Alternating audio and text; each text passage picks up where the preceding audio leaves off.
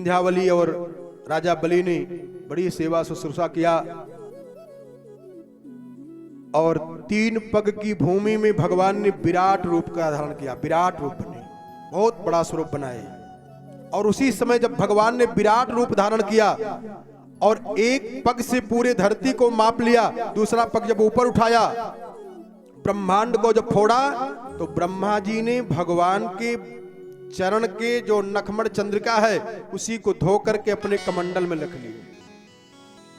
यही गंगा जी हैं, इन्हीं को कहा जाता है ना ब्रह्मद्रवी, वही गंगा जी बनी है। थोड़ा ध्यान देकर समझना, गंगा जी कितनी प्राचीनतम है, कोई गिनती नहीं कर सकता, कोई बता नहीं सकता है कि गंगा जी कब से आई हैं, कब से हैं। धरती पर आई हैं तब पर भी अगर गिनेंगे तो करोड़ों वर्ष हो जाएगा। और स्वर्ग में तो जब से वामन भगवान का अवतार हुआ है तब से हैं। इतनी पुरानी है गंगा जी, इतनी प्राचीन है, लेकिन नई कितनी है कि कोई भी भक्त गंगा जी में डुबकी लगाए और पुनः दोबारा डुबकी लगाए तो गंगा जी नई हो जाती, दूसरी हो जाती है। बात समझ में आ रही है?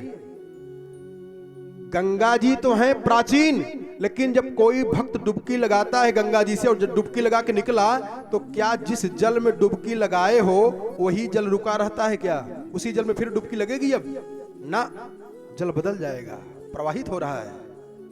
कहने को प्राचीन है, लेकिन पग पग पर, क्षण क्षण पर नई नवेली बनती जाती है गंगा मैया। ऐसे जो भगवान की कथा है, ये कहने के लिए है तो पुरानी, भाई वही भागवत जी कथा तो है यार, हम इतना तो सुने, लेकिन नहीं। अरे तदेव रम्यम रुचिरम नवम नवम तदेव सस्वन मनसो महोत्सवम और तदेव सो कारणव शोषणम नृणाम यदुत्तमश्लोक यशो नुगीयते। हमेशा पग पग पर, अक्षर अक्षर पर नए ज्ञान की अनुभूति होती जाएगी। इसके बाद मत्स्यावतार की कथा बताए, और मत्स्यावतार की जब कथा बताए, मनवंतरों की कथा बताए, कौन कौन से मनु बने, कौन कौन से राजा बने, इनकी कथा को बताए। तब राजा परीक्षित के मन में धीरे धीरे धीरे धीरे भक्तों का चरित्र सुनने का मन बनना शुरू कर दिया। पहले भक्तों का चरित्र सुनाया है श्री सुखदेव जी महाराज ने। भक्त का चरित्र सुनते सुनते भक्ति आ जाती है। देखो, भगवान की प्राप्ति का सबसे सुंदर साधन है भगवान की परम प्यारी भक्ति। और ये भक्ति कैसे मिलेगी? भक्ति का साधन सबसे सुंदर है भगवान का चरितामृत, भागवतामृत का रसपान करते जाओ, भक्ति माता अपने आप प्रकट हो जाएंगी और भक्ति के माध्यम से भगवान बड़े आराम से मिल जाएंगे। एक बार वृंदावन में पूज्यपाद धर्म सम्राट स्वामी करपात्री जी महाराज से कई लोगों ने प्रश्न किया। भाई महाराज जी तो महाराज जी थे, अभिनव शंकर थे। उनसे लोगों ने कहा, महाराज निर्गुण निराकार की उपासना ठीक होती है कि सगुण साकार की उपासना ठीक होती है? महाराज श्री ने कहा कि दोनों की उपासना बढ़िया है, दोनों के माध्यम से मिलेंगे तो भगवान ही। तो कहा, महाराज सरलता किसमें है? तो पूज्यपाद धर्म सम्राट स्वामी करपात्री जी महाराज ने कहा कि सरलता तो है सगुण साकार की उपासना करने में। तो भक्तों ने कहा, महाराज अगर फल बड़ा हो, उत्कृष्ट हो, कीमती हो, तो मेहनत भी कुछ ज्यादा पड़ जाए तो क्या बुरा है? वो दूषण नहीं है, भूषण है। लेकिन पूज्यपाद महाराज श्री ने कहा कि नहीं, चाहे आप निर्गुण निराकार की उपासना करिए, लेकिन फल तो वही मिलना है जो सगुण साकार वाला पाएगा, दोनों को वही मिलना है। तो कहा कि जो सगुण साकार की उपासना करता है उसको सरलता के रूप से परमात्मा की प्राप्ति हो जाती है, भक्ति मिल जाती है। और भक्ति कैसे मिलती है? सबसे सुंदर साधन है प्यारे भगवान की परम पावन कथा, इससे भक्ति माता प्रकट हो जाती है। देखो, अगर कोई निर्गुण निराकार की उपासना करना चाहे तो अपनी इंद्रियों को एकाग्र करे, योग करे, आसन, प्राणायाम, ध्यान, समाधि, धारणा, क्या क्या करे, और कहीं भटक गया तो गया काम से। और सगुण साकार में केवल प्रेम पूर्वक भगवान का कथा सुनता जाए, बस कथा सुनने मात्र से भक्ति माता कृपा कर जाएंगी और भगवान मिल जाएंगे। अब राजा परीक्षित के हृदय में भक्तों का चरित्र श्रवण करने की जिज्ञासा जागृत हो गई और कहा, महाराज मनवंतराणि सर्वाणि त्वयोक्तानि श्रुतानि मे वीर्याण्यनंत वीर्यस्य हरेस्तत्र कृतानि च। महाराज, मैंने आपके मुख से मनवंतरों की कथा सुनी और बड़ा मन हमारा प्रसन्न हो गया, लेकिन अब चाहता हूं कि सूर्य वंश के राजा जो पैदा हुए उनकी कथा हमको सुनाएं और विस्तार से सुनाएं। तो सुखदेव जी महाराज ने कहा कि देखो राजन, आप ठीक कह रहे हो, लेकिन सूर्य वंश में ऐसे प्रतापी भक्त राजा पैदा हुए हैं जिनका मैं 100 वर्ष में पूरा कथा नहीं सुना सकता हूं। 100 वर्ष में कह रहे हैं। कहा कि तेसाम वंशम पृथक ब्राह्मण वंशानुचरितानि च। अगर मैं पृथक अलग अलग ढंग से बताऊंगा तो इतना ज्यादा हो जाएगा कि श्रूयताम मानवो वंशः प्राचुर्येण परम तप। हे परम तपस्वी परीक्षित, बहुत संक्षिप्त रीत से मैं सुना रहा हूं और उसी रीत से आप राजाओं की चर्चा सुनते जाएं। कहा महाराज बताइए। तो कहते हैं कि भगवान नारायण के नाभि से कमल प्रकट हुआ। तस्य नाभे समभवत् पद्मकोशो हिरणमयः तस्मिन् जज्ञे महाराज स्वयंभूश्चतुराननः।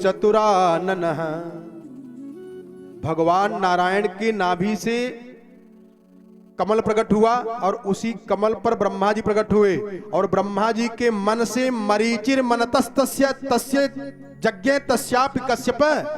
ब्रह्मा जी के मन से मरीच पैदा हुए और मरीच से कश्यप पैदा हुए और कश्यप से विवस्वान मनु पैदा हुए और विवस्वान मनु से श्राद्ध देव पैदा हुए और श्राद्ध देव के पत्नी का नाम हुआ श्रद्धा देवी।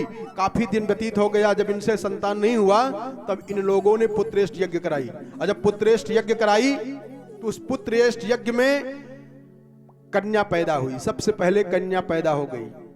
श्राद्ध देव ने गुरु जी से कहा, वशिष्ठ जी से कहा कि महाराज, वेद मंत्र कभी उल्टा फल नहीं देता है।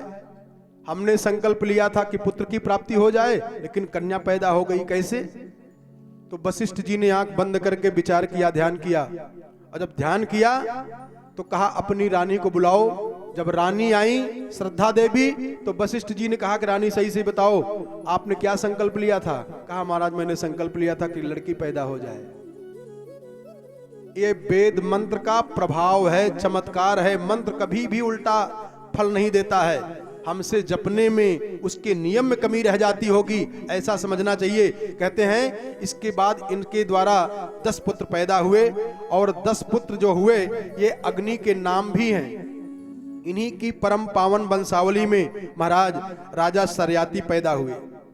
सरयाती की एक लड़की है सुकन्या। राजा सरयाती अपने परिवार के साथ, नौकरों के साथ च्यवन ऋषि के आश्रम में गए। प्रसंग आप सुने, थोड़ा सा प्रकाश डालते हुए आगे बढ़ते चलें। देखें, राजाओं का एक कर्तव्य है, मानव का एक कर्तव्य है। 15 दिन में, 1 महीना में ऐसे स्थान पर जाएं, ऐसे सत्संग में जाएं, ऐसी कथा में जाएं, यही अब मन प्रसन्न हो जाए। जो विकार घुसा हुआ है इधर उधर ना, वो सब निकल जाए। इसलिए राजा लोग जाया करते थे। तो राजा सरयाती अपने पूरे परिवार के साथ गए च्यवन ऋषि के आश्रम में। और ध्यान देना प्यारे, आश्रम में जाएं, तीर्थ क्षेत्र में जाएं, धर्म क्षेत्र में जाएं, कथा में जाएं तो बहुत सावधान होकर के जितनी देर तक रहे उतनी देर सावधानी पूर्वक रहना चाहिए। शास्त्र में आया है कि अन्य क्षेत्रे कृतम पापम धर्म क्षेत्रे विनश्यति, धर्म क्षेत्रे कृतम पापम वज्रलेखा भविष्यति। इसलिए तीर्थ क्षेत्र में जाएं, कथा में जाएं, यज्ञ में जाएं, सावधान पूर्वक। अगर वहां कोई पाप किया, अपराध किया तो वज्रलेखा भविष्यति, फिर वो मिटेगा नहीं, बड़ा दुख भोगना पड़ जाता है। और यहाँ च्यवन ऋषि के आश्रम में राजा सरयाती अपने सपरिवार पहुंचे। उनकी लड़की जो सुकन्या है, सुकन्या माने बहुत सुंदर लड़की है ये, और ये कौतूहल बस घूमने लगी। और घूमते घूमते जब जाकर के देखी तो जो यहाँ च्यवन ऋषि बैठ करके तपस्या कर रहे थे उनके शरीर में दीमक लग गए थे, बाल में पक्षी घोंसला बना लिए थे। तो लड़की ने सोचा कि ये जो आंख चमक रही है, वो सुकन्या ने सोचा कि ये चमक क्या रही है। कांटा उठाई, च्यवन ऋषि ने धीरे से कहा रे बिटिया मेरी आंख फूट जाएगी। तब तक उस लड़की ने उस कांटा को चुभा दिया, आंख फूट गई च्यवन ऋषि की, खून की धारा बह गई। और थोड़ी देर में देखा कि राजा सरयाती के जितने भी नौकर चाकर परिवार के लोग थे, सबका मलमूत्र बंद हो गया, शरीर की तबीयत बिगड़ने लगी, किसी का पेट फूला जा रहा है, किसी की सांस फूल रही है। राजा सरयाती तुरंत कह गए कि किसी ने यहां आकर के गलती कर दिया। कौन गलती किया है, सही सी बताओ। तो सुकन्या ने बता दिया कि पिताजी, अनजाने में हमसे गलती हो गई है, और मैं सोच रही थी कि ये दीमक के जैसा क्या लगा हुआ है, कांटा चुभाई लेकिन खून निकल गया। जब गए तो च्यवन ऋषि के चरणों में राजा सरयाती लेट करके प्रणाम किया। महाराज, बहुत बड़ी गलती हुई है, हमारी बिटिया ने गलती कर दिया है। च्यवन ऋषि ने कहा कि उस लड़की का विवाह हमारे साथ में कर दीजिए। राजा सरयाती ने सुकन्या से कहा, सुकन्या ने स्वीकार कर लिया। और जब विवाह हुआ, देखो एक काम किया सुकन्या ने केवल, बस यही हम लोगों को भी करना है। भगवान खुश कैसे होते हैं जानते हो? भगवान को प्रसन्न करने का सबसे सरल मार्ग है, जो भगवान का आदेश हो गया है, जो उन्होंने जिम्मेदारी दे दी है, उस जिम्मेदारी को उनको साक्षी मान करके सत्यता के साथ निभा दीजिए बस। सुकन्या ने जो स्त्री का कर्तव्य है, एक धर्मपत्नी का कर्तव्य है, उसको निभाई। तो जो दोनों अश्वनी कुमार हैं, देवताओं के वैद्य हैं, ये दोनों प्रसन्न हो गए। उनके पातिव्रत धर्म पर प्रसन्न होकर के दोनों अश्वनी कुमार आ गए और कहा, देवी जी बताओ आप क्या चाहती हो? सुकन्या ने कहा, महाराज चाहती तो हूं कि मैं मेरे पति की आंखें जो फूटी है ठीक हो जाए। कहा तो ठीक है, मैं ठीक कर दूंगा। कहा लेकिन उनसे पूछ लूं तब ना। सुकन्या आई और च्यवन ऋषि से कही, महाराज अगर आप कहें तो दोनों अश्वनी कुमार आए हुए हैं और आपकी आंखें ठीक कर दें। बुलाए। च्यवन ऋषि ने कहा कि ठीक है, अगर आप मेरी आंखें ठीक कर दोगे तो जो इंद्र ने आपको सोमरस पान पर रोक लगा दिया है, मैं अपने तपस्या के प्रभाव से आपको सोमरस का पान करा दूंगा। यहां समझने की बात यह है कि दोनों अश्वनी कुमारों ने, एक कुंड है और उसी कुंड में च्यवन ऋषि को कहा किसी में डुबकी लगा लीजिए, और तीनों उसी कुंड में डुबकी लगाए। कहते हैं इत्युक्त्वा जरया ग्रस्त देहो धमन संतत रथम प्रवेशितोस्भ्याम बलि वलित विप्रिय। ये तीन के तीनों माने दोनों अश्वनी कुमार और च्यवन ऋषि उसी कुंड में डुबकी लगाए। ये कथा है प्यारे। जब डुबकी लगा के निकले तो तीन के तीनों जवान हो गए, बहुत सुंदर हो गए। इतने सुंदर हो गए कि सुकन्या भी नहीं पहचान पा रही है कि हमारे पति कौन है। और हाथ जोड़ करके वो कहती है कि अजानती पतिम साध्वी। महाराज मैं अपने पति को नहीं पहचान पा रही हूं। मेरे धर्म की रक्षा करते हुए जो भी अश्वनी कुमार हो, मैं हाथ जोड़ करके निवेदन करती हूं, प्रार्थना करती हूं कि आप मेरे धर्म की रक्षा करते हुए हमारे पति को बता दीजिए हमारे पति कौन हैं, कृपा कर दीजिए। तब दोनों और प्रसन्न हो गए अश्वनी कुमार और बता दिए ये तुम्हारे पति हैं। बात समझ में आ रही है? वो कुंड कौन सा है? जितने लोग बैठे हो वो कुंड सबके पास है। केवल आध्यात्म की बात समझ में आ जाए, भागवत जी की कथा का ये रहस्य समझ में आ जाए, केवल उस कुंड में दिन में 5 बार, अरे राम राम, 5 बार केवल डुबकी लगा के निकल आओ, सारी बीमारी अपने आप गायब। बीमारी आएगी ऐसी बात नहीं, समय जब पूरा हो जाता है तो शरीर में बीमारी आएगी, लेकिन इस कुंड में अगर स्नान करते रहोगे प्यारे तो असमय में बीमार नहीं हो पाओगे। दोनों अश्विनी कुमार हैं, 2 अश्विनी कुमार हैं, ज्यादा नहीं, 3 नहीं, 1 नहीं, 4 नहीं, 2। महाराज कौन है? देखो इसलिए अभी पूरा नहीं बता दे रहा हूं कि अभी जल्दी से जान जाओगे ना तो उसकी कीमत कम समझोगे। थोड़ा मेहनत करो, जब जानने का प्रयास करोगे तब जान जाओगे कि ओहो इतनी मेहनत से मिला हुआ है ये। इसलिए प्यारे उस कुंड में स्नान करके जब निकले और एक दिन राजा सरयाती सोचे कि मैं चल करके जरा देखूं मेरी बिटिया कैसे रह रही है। तो जब गए देखे तो एक नौजवान के साथ में बैठी हुई है। गुस्साया और कहा चिकीर्षितम ते किमिदम पतिस्त्वया, क्यों रे कुल कलंकनी सुकन्या, यही तूने किया? मैंने जिसके साथ विवाह किया उसको छोड़ करके तू पराये पुरुष के साथ में रह रही हो? तो मुस्कुरा करके कहा पिताजी आप पहचान नहीं पा रहे हैं। हरि उवाच तात जा माता, पिताजी ये आपके ही दामाद हैं। हृदय से लगा लिया, इनकी कथा को बताए और इन्हीं की परम पावन वंशावली में परीक्षित जन्म हुआ। मनुपुत्र हुए नभग, और नभग ने देखो, नभग के भाइयों ने सब संपत्ति बांट लिया। और जब नभग आए गुरुकुल से पढ़ करके तो कहा भैया आपको माता और पिता को आपके हिस्से में दे दिया हूं। ये प्रसंग आप लोग सुने हैं, खूब सुने हैं, थोड़ा सा प्रकाश डालते हुए आगे बढ़ना है।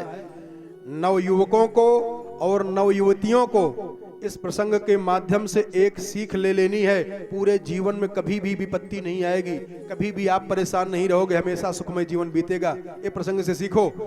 मनु जी के भाइयों ने, जो मनुपुत्र हैं नभग, नभग का सब हिस्सा ले लिया इन लोगों ने और इनको माता पिता दिया कि आपके हिस्से में माता पिता हैं, और बड़े प्रेम से स्वीकार कर लिया। जब स्वीकार कर लिया, परिणाम क्या हुआ? इनके पिताजी कह रहे हैं अरे बेटा तू हिस्सा ले। कहा नहीं पिताजी, आपकी सेवा करना, माता जी की सेवा करना, इससे ज्यादा बड़ा सौभाग्य हमारा क्या होगा। और आज का नौजवान केवल ये जान जाए, ये मान जाए, ये उसके हृदय में बात बैठ जाए कि माता पिता की सेवा से बड़ा कोई फल दुनिया में हो नहीं सकता है, उसके जीवन की सारी विपत्ति अपने आप गायब हो जाएगी। ये प्रमाण है, करके देखिए। आप कभी घर से बाहर निकलें और कोई ज्योतिषी बता दिया हो, पंडित बता दिया हो कि आपका एक्सीडेंट होगा या आपकी दुर्घटना होगी, और आप ये नियम बना लें जब भी घर से बाहर जाएं माता पिता के चरणों में प्रणाम करके जाइए, दुर्घटना नहीं हो पाएगी। अगर होगी भी तो आप सही सलामत बच करके लौट करके आएंगे। ये माता पिता का जो दिख नहीं रहा है, आशीर्वाद दिखेगा नहीं, लेकिन वो आपके साथ में कितना काम करेगा अनुभव करके देख लीजिएगा। नाभाग गए, एक जगह यज्ञ हो रहा था और उस यज्ञ में जो ब्राह्मण लोग थे, जो 6वें दिन का मंत्र बोला जा रहा था विश्वदेव का, उस मंत्र को अशुद्ध पढ़ रहे थे, इसलिए यज्ञ संपन्न नहीं हो पा रहा था। इनके पिताजी ने बताया बेटा तू पढ़ करके आया है और तू जाकर के शुद्ध उच्चारण कर दो। शुद्ध उच्चारण कर दोगे तो क्या होगा? कहा तब यज्ञ संपन्न हो जाएगा, विमान आएगा, यजमान विमान पर बैठ के चले जाएंगे, सारा धन तुमको मिल जाएगा। नाभाग गए और कहते हैं कि तामस्त्वम संशय सूक्ते द्वे विश्वे देवे महात्मनः ते स्वरयंतो धनम सत्र परिशेष वितात्मनः। जब इन्होंने दोनों मंत्र बोल दिया तो यज्ञ संपन्न हो गया, और जब यज्ञ पूरा हुआ ठीक ढंग से, विमान आया, विमान पे यजमान बैठ कर जब जाने लगे तो सारा धन बटोर करके एकत्रित किया। कौन? नाभाग जी महाराज। जब एकत्रित किए तब तक एक बहुत लंबा मोटा तगड़ा पुरुष आया। कहा ये सारा धन यहीं रख करके जाओ। क्यों? कहा ये मेरा है। नाभाग मान गए और आकर के अपने पिताजी से बताया, नभग से बताया। नभग ने कहा कि बेटा यज्ञ से बचा हुआ जो सामान होता है, सामग्री होती है, ये रुद्र देवता का होता है। बहुत अच्छा किया आपने छोड़ दिया। लौट करके जब पुनः गए दोबारा तो रुद्र भगवान प्रसन्न हो गए। वाह, इतनी विपत्ति के बाद भी तू धर्म नहीं छोड़ा, नियम नहीं छोड़ा है, तो बेटा अब मैं तुझको इसको प्रसाद रूप में दे रहा हूं, इसको ले लो। और ब्रह्म ज्ञान ऊपर से करा दिया। गोस्वामी जी ने संकेत किया है इस प्रसंग को लेकर के, आपकी भाषा में समझा दूं, जल्दी समझ जाओ। माता पिता की सेवा करने से ये फल होता है, मिल जाता है। कहा चारी पदार्थ, धर्म, अर्थ, काम, मोक्ष, ये चारों मिल जाता है एक की सेवा करने से। क्या? कहा चारी पदार्थ करतलता के, चारी पदार्थ करतल,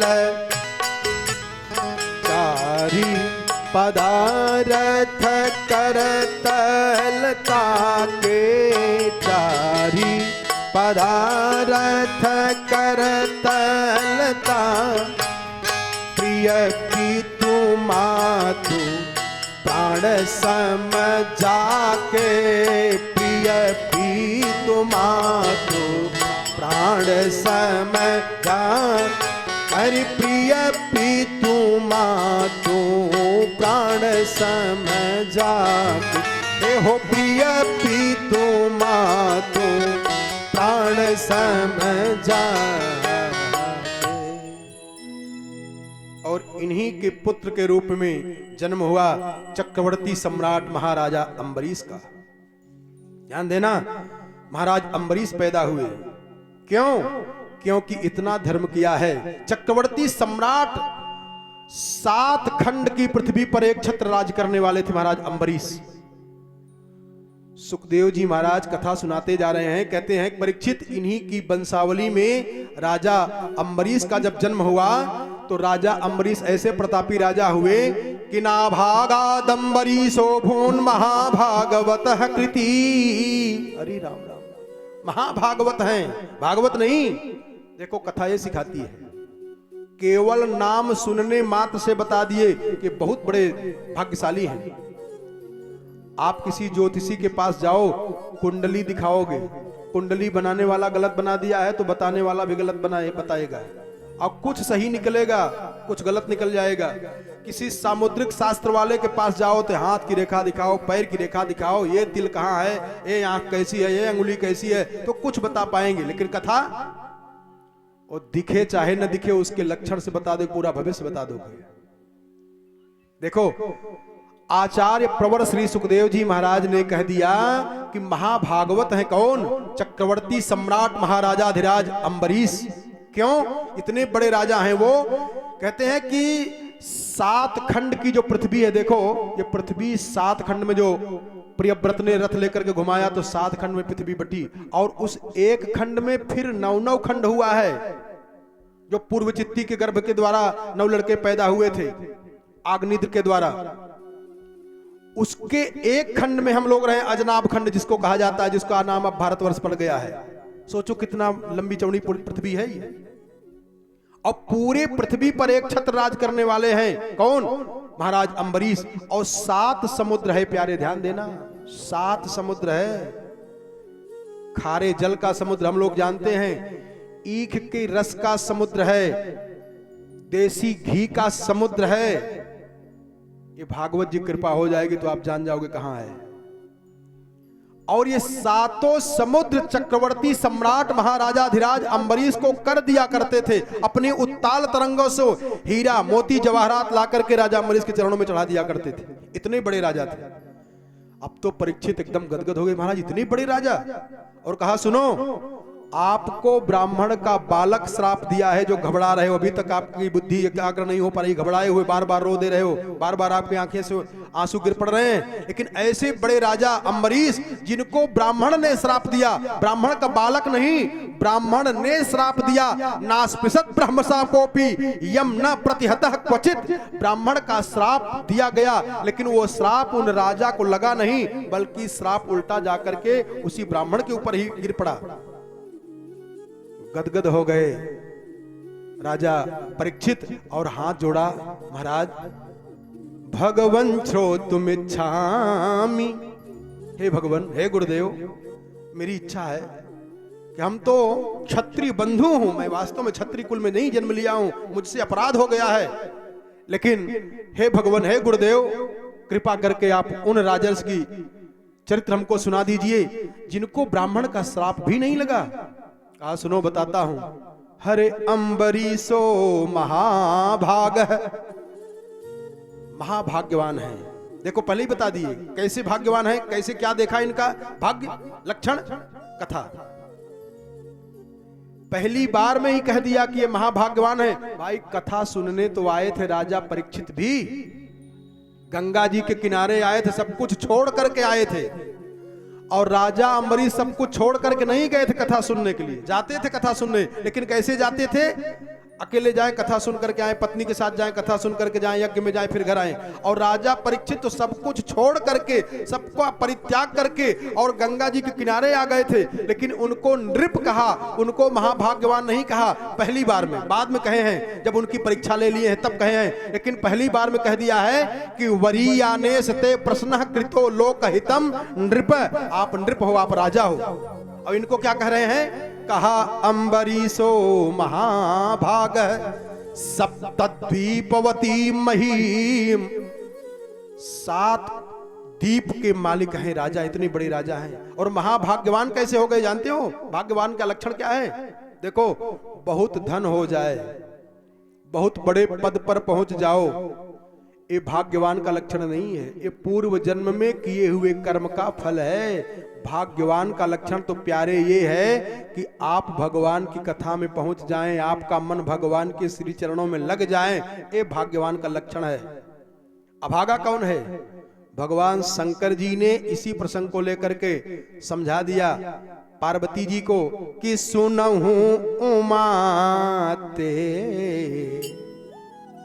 लोग अभागी, सुनहु उमा ते लोग अभागी, सुनहु उमा ते लोग अभागी, सुनहु उमा ते लोग अभागी, जय हरि विमुख विषय अनुरागी, जय हरि विमुख विषय अनुरागी, जय हरि विमुख विषय अनुरागी। भगवान में मन लग जाए। ज्ञानिनाम अग्रगण्यम ने भी यही कहा, हरि कह हनुमंत विपत्ति प्रभु सोई, जब तब सुमिरन भजन न होई। भगवान की कथा मिल जाए तो जान लो कि विपत्ति आ ही नहीं सकती है। जरा देखो, इतने बड़े राजा हैं, 7 द्वीप के मालिक हैं, समुद्र इनको वार्षिक कर दिया करता है, और ऐसे बड़े राजा, इनकी आस्था क्या है, इनकी क्रिया क्या है? कहा सवई मन कृष्ण पदार बिंदयोर। हे भगवान, इनका मन हमेशा भगवान श्याम सुंदर मदन मोहन श्री कृष्ण के श्री चरणों में लगा रहता है। सवई मन कृष्ण पदार बिंदयोर, और वचांसि वैकुंठ गुणानुवर्णने। भगवान की चर्चा कहीं हो, भगवान की कथा हो, उसमें इनका मन लग जाता था।